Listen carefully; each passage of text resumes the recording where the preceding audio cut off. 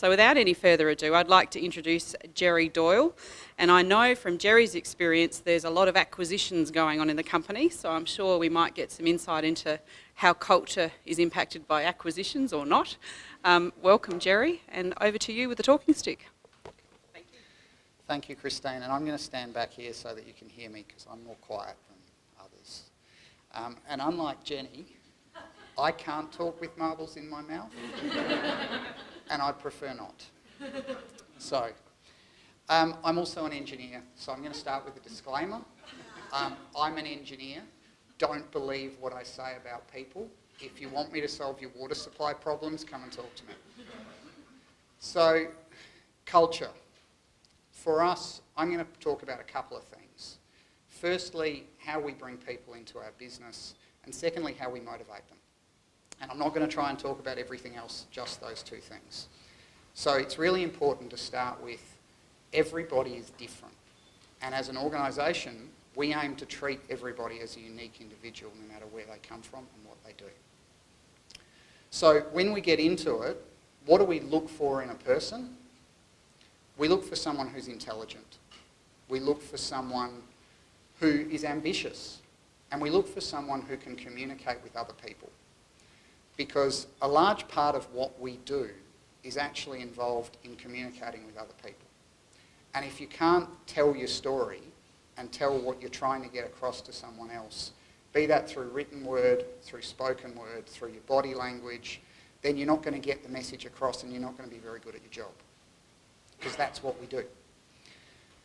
So we then move to how do we motivate people in our business. And we motivate people in our business by communicating. And we aim to over-communicate. We never achieve it, and we probably never will, but we aim to over-communicate. There is no secrets in our business. There are no secret squirrels. There are no special clubs. Everyone can know everything. Whether you're the first person in the door on day one, or you've been there for 35 years.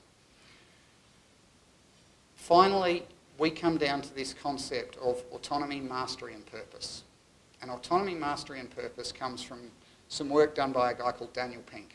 Daniel Pink is a professor at MIT in the States, and he talks about this in his book Drive, best management book I've ever read. So if you're a reader, get it, have a read. So what do they mean? And I'll start with autonomy. And here I'll say something that's probably controversial. We don't want people in our business to be accountable. We want people in our business to be responsible.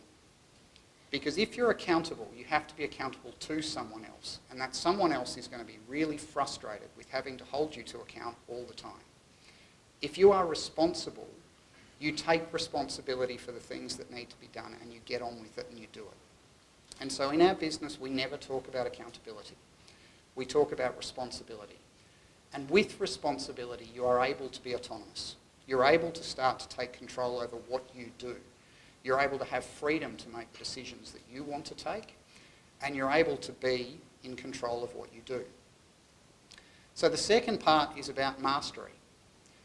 Anyone who comes into our business needs to be learning, continually learning. And there's a lot of evidence and research that's been done that shows that if you are learning a new skill, your brain is connecting new neural pathways. It's a bit of a tongue twister.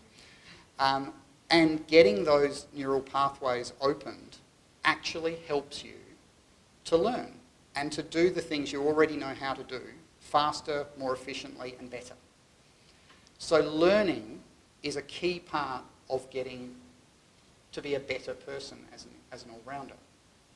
And that doesn't mean that you have to be learning about what you're doing in your job. It means that you have to be learning a new skill. So some of the people in our organisation are learning the guitar, and we support them. Some are learning about plants because they're interested in it. We all are trying to learn something new, and it's really important that we are always learning. The final part of it, and Jenny talked about this already, so I'll be really fast on this, is that you've got to connect with the bigger purpose.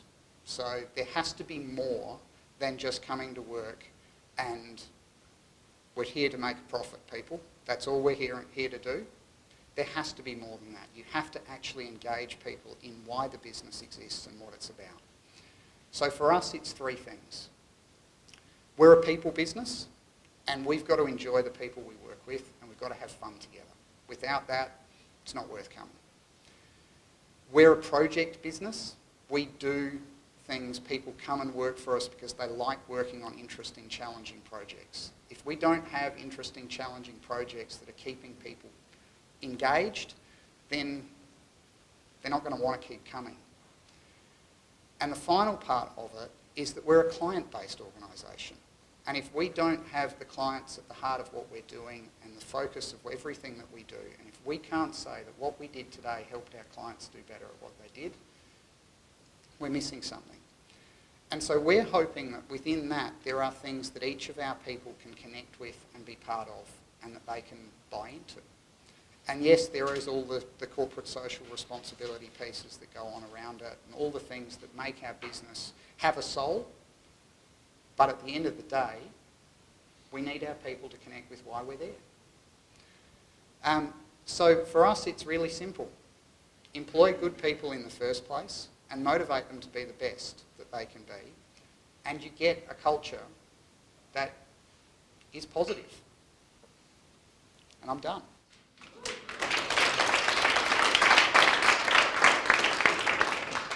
Thank you very much. You've got us up to a ripping start there, Gerry, and quite inspirational. So we'll have questions at the end, but start to store them up.